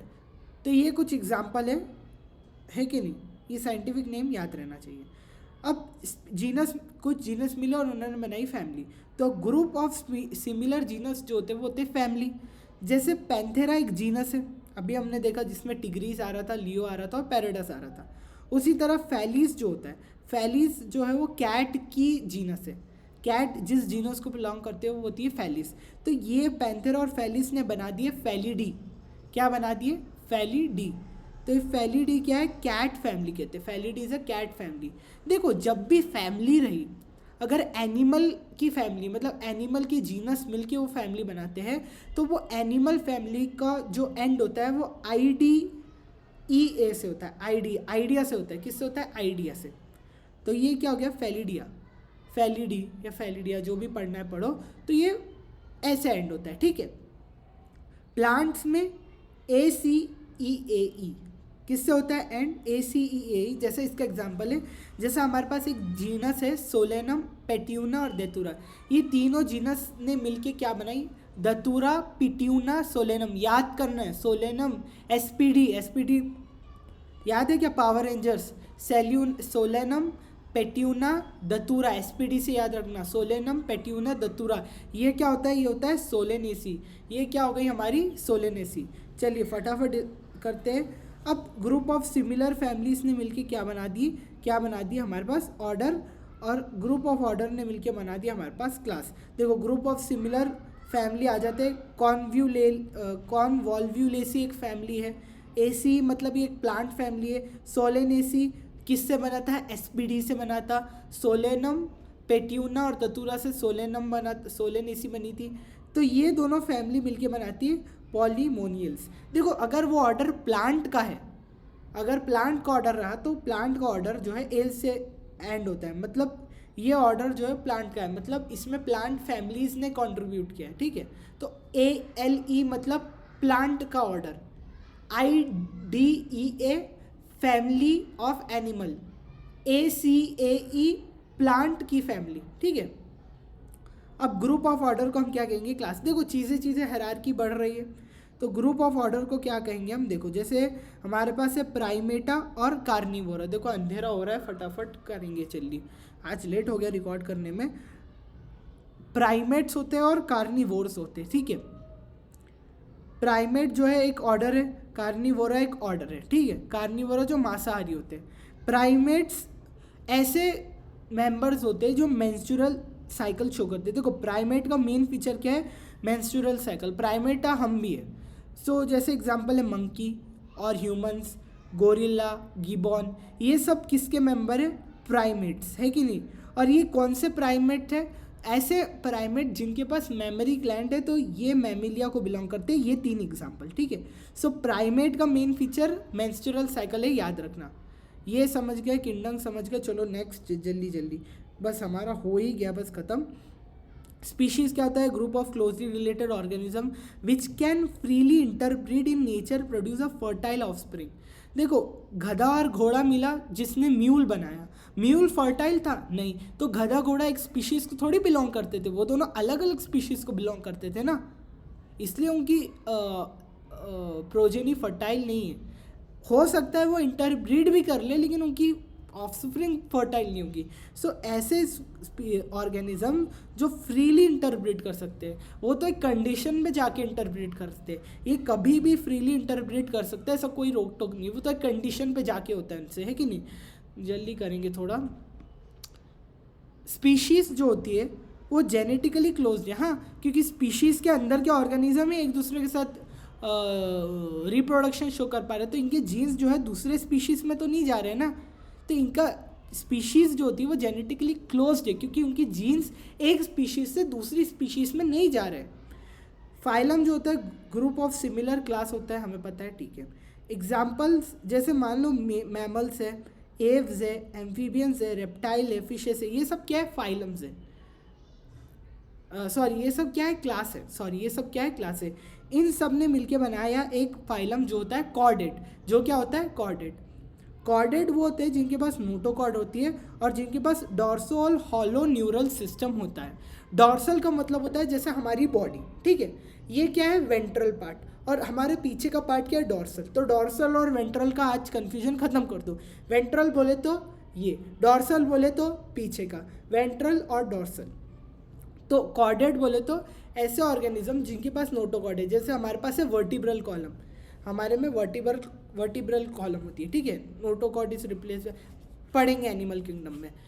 नोटोकॉर्ड होती है कॉर्डेट्स में, हम कॉर्डेट्स हैं ह्यूमंस, और डॉर्सल है हमारा, देखो न्यूरल सिस्टम जो भी है, हमारी स्पाइनल है, हमारा न्यूरल सिस्टम है जो है डॉर्सल है, और हॉलो है न्यूरल सिस्टम, ठीक है। तो वो होते हैं कॉर्डेट। हॉलो बोल तो खोखला, न्यूरल सिस्टम खोखला है, डॉर्सल है, और जिनके पास नोटोकॉर्ड है उन्हें हम कॉर्डेट कहते हैं। देखो किंगडम पे आ जाते हैं फटाफट।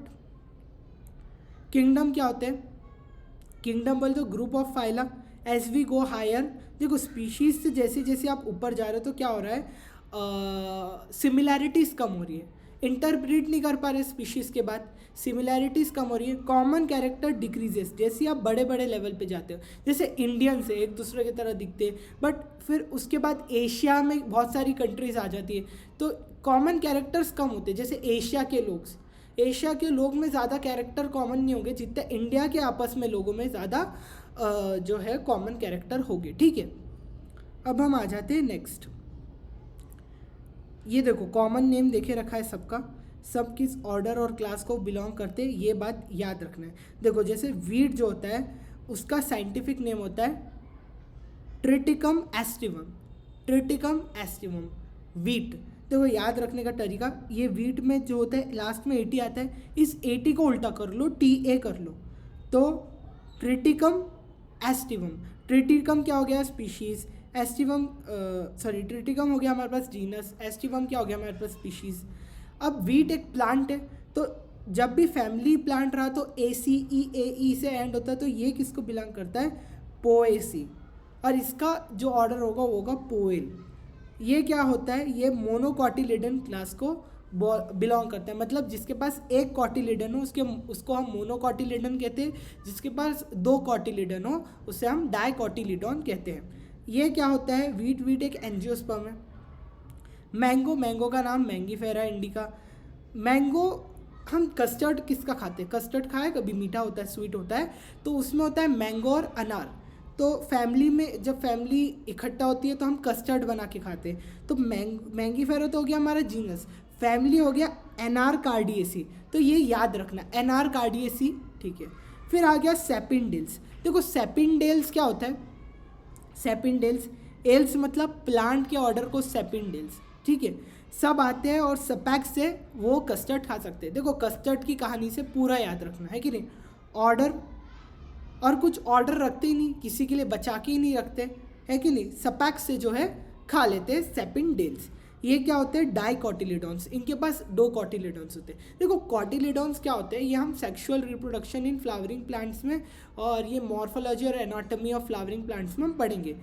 और ये जो होते हैं एंजियोस्पर्म होते हैं। देखो एंजियोस्पर्म मतलब फ्लावरिंग प्लांट्स, ऐसे प्लांट जो फ्लावर कर सकते हैं। ठीक है, हाउस फ्लाई मस्का डोमेस्टिका, मस्का हो गया जीनस, मसीडी क्या हो गया, मसीडी, ये हो गया हमारे पास फैमिली, है कि नहीं। डिप्टेरा क्या हो गया इसका ऑर्डर, है कि नहीं, इंसेक्टा, और ये क्या है, सारे इंसेक्ट्स आर्थ्रोपोड में डाल देना, जो भी इंसेक्ट होते हैं वो आर्थ्रोपोडा फाइलम को बिलोंग करते हैं, ये बात याद रखना।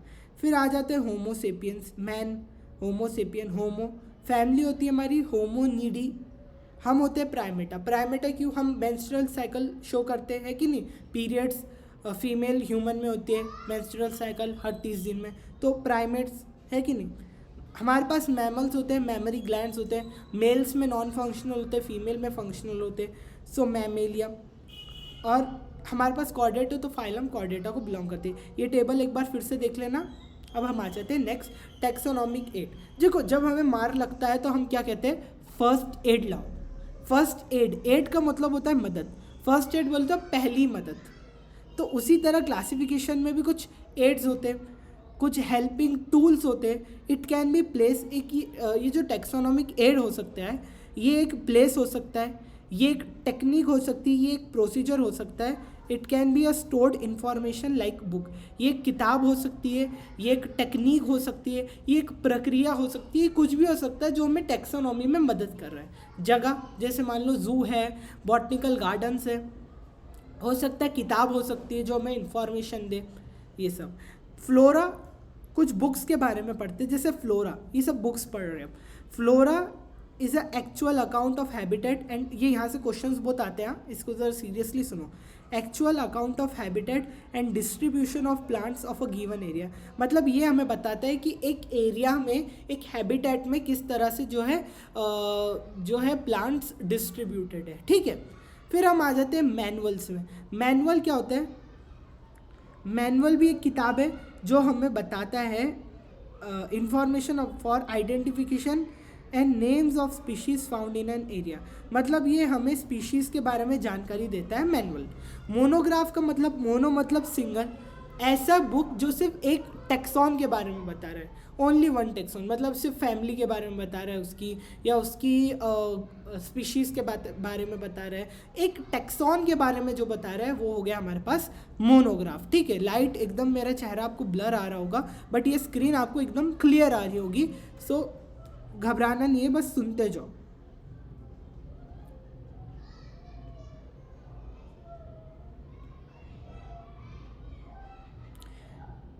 जनरल बोले तो किताब, आप कई जगह जाते हो जनरल पढ़ते हो, कॉलेजेस में जनरल देखते हो। जनरल क्या होता है, जो हमें बताता है, एक ऐसी किताब जो हमें ऑन गोइंग रिसर्च के बारे में बताता है। जैसे एक जनरल है जो मुझे बता रहा है अभी स्पेस रिसर्च क्या हो रही है, किसी प्लांट पे क्या एक नई प्लांट की स्पीशीज़ मिली मुझे, तो ये मुझे जनरल बताता है। ठीक है, अब हम आ जाते हैं कैटलॉग पे।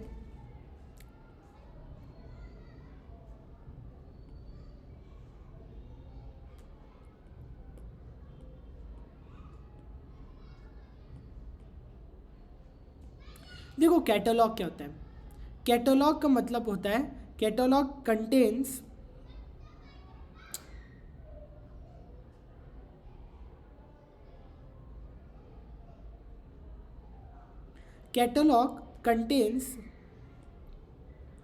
Species in a given area in alphabetical. Catalogue हमें स्पीशीज बताता है इन अल्फ़ाबेटिकल ऑर्डर, ए नाम की स्पीशीज, बी नाम की स्पीशीज, सी, ऐसा। समझ गए? अब इसको एक बार 2-4 बार घर में जाके याद कर लेना। फटाफट से आ जाते हैं प्लेसेस पे। 5 बुक्स पढ़ी हमने, flora, manuals, monograph, general, catalogue. Flora क्या बताता है, एरिया में कितने प्लांट्स है। मैनुअल क्या हमें बताता है, इंफॉर्मेशन देता है ऑफ नेम ऑफ स्पीशीज़, कौन से एरिया में मिल रहे हैं। मोनोग्राफ हमें सिर्फ एक टेक्सॉन के बारे में बताता है। जनरल, मोनोग्राफ नाम से ही पता चल रहा है एक टेक्सॉन। जनरल हमें on going research. Catalogue alphabetical arrangement में स्पीशीज़ को बताना। देखो अब हम प्लेसेस पे आ जाते हैं।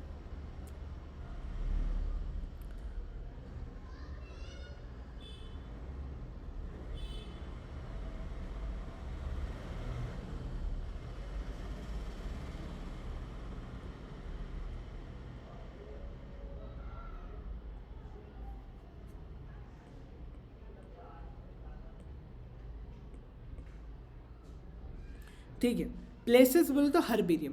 हर्बेरियम एक ऐसी जगह है जहाँ पर हमें dried, pressed and preserve plant देखने को मिलते हैं। इसकी ट्रिक है डीपीपी।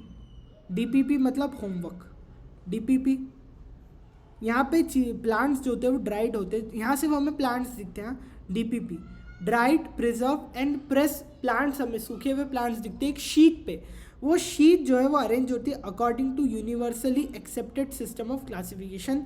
बेंथम और हुकर ने एक सिस्टम ऑफ क्लासिफिकेशन दिया था जिसके आधार पर जो शीट है जो है वो अरेंज रहती है।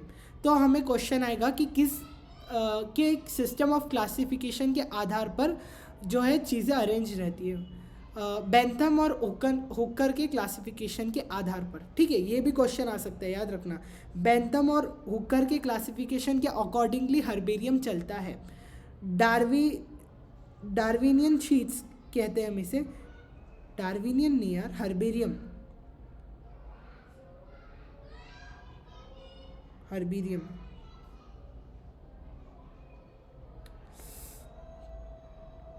हर्बेरियम देखो, बस ये देखो, ये जो हर्बेरियम शीट होती है ना, ये कैरी करती है एक लेबल। इस देखो लाइट भी आ गई।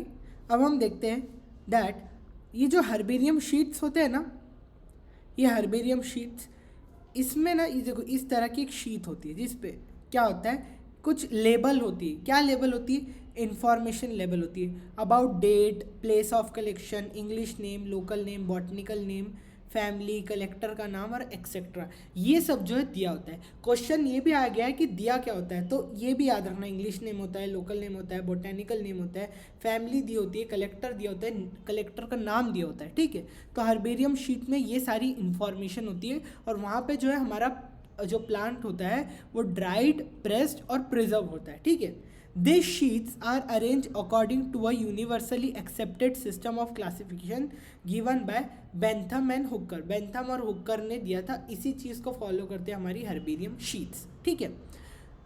हार्बेरियम शीट जो है वो एक क्विक रेफरेंस सिस्टम है टेक्सोनॉमिकल। जैसे मान लो मैंने एक नीम का पत्ता देखा तो उसके बारे में मुझे सब चीज़ें जाननी है, तो मैं हर्बेरिया में चले जाऊंगा, वहाँ पे उसके बारे में जो है इंफॉर्मेशन कलेक्ट कर लूँगा, तो मुझे क्विकली पता चल गया ना नीम के बारे में। तो हर्बेरियम स्कूल्स में भी होते हैं, म्यूजियम्स वगैरह एंड ऑल, है कि नहीं, वहाँ पर भी आपको हर्बेरियम देखने को मिलती है। लाइब्रेरीज के पास, बड़ी बड़ी यूनिवर्सिटीज़ में दिखती है आपको। बॉटेनिकल गार्डन, देखो बॉटनिकल गार्डन नाम से पता चल रहा है ये भी प्लांट से रिलेटेड है, यहाँ भी कुछ एनिमल मिलने नहीं वाला है। सो प्लांट ऑर्गेनिजम्स मिलने वाले हैं यहाँ।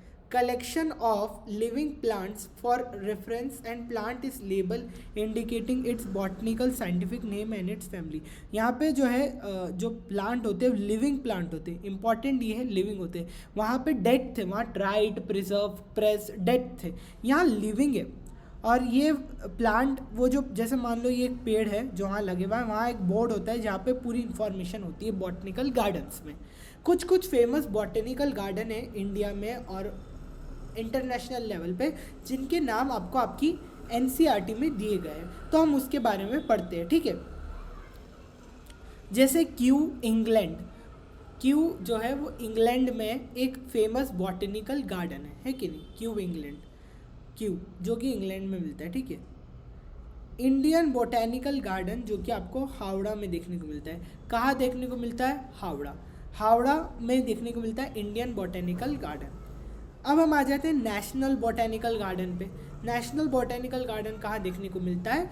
लखनऊ में। कहाँ देखने को मिलता है? लखनऊ में, ठीक है।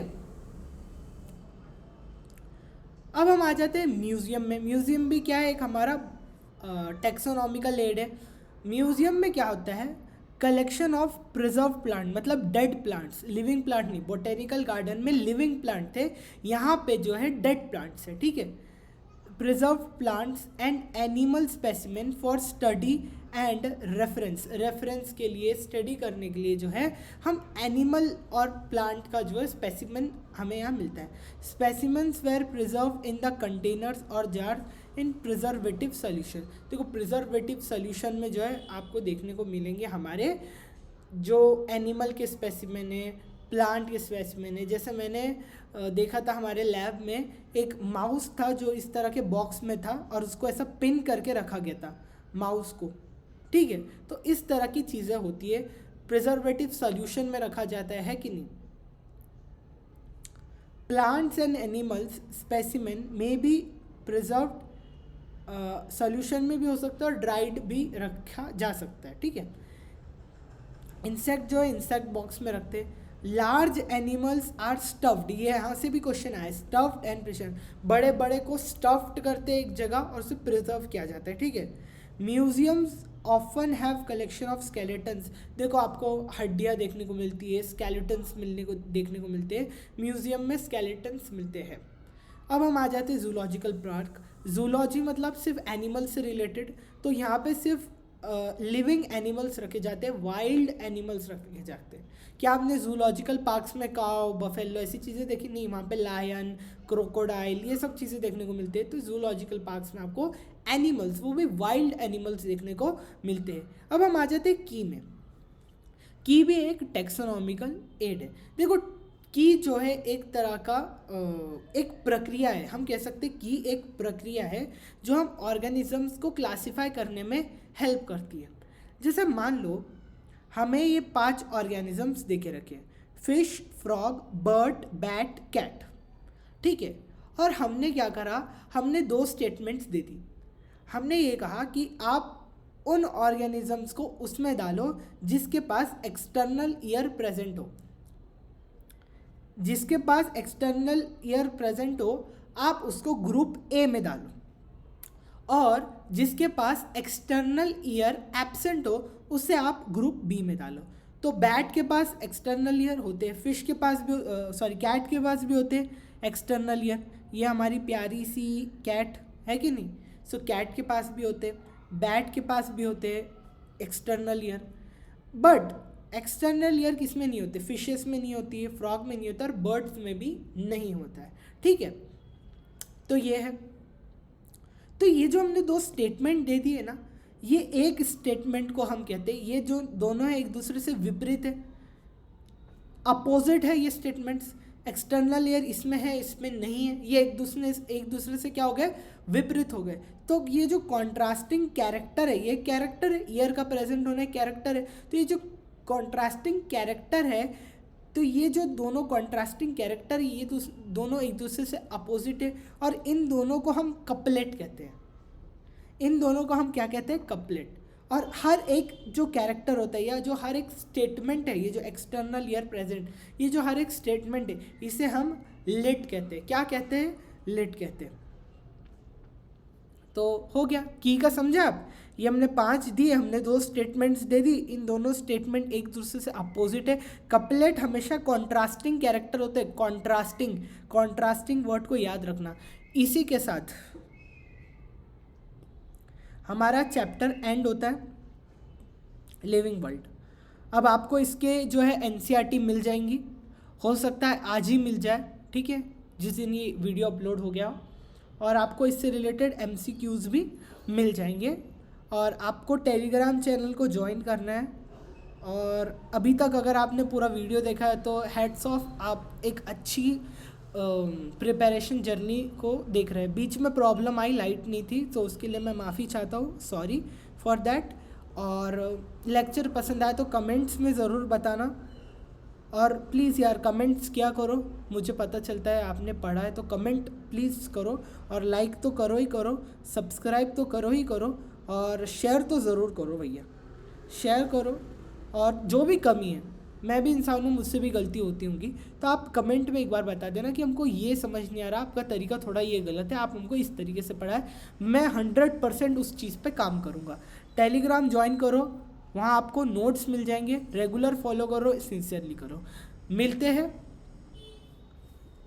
तब तक के लिए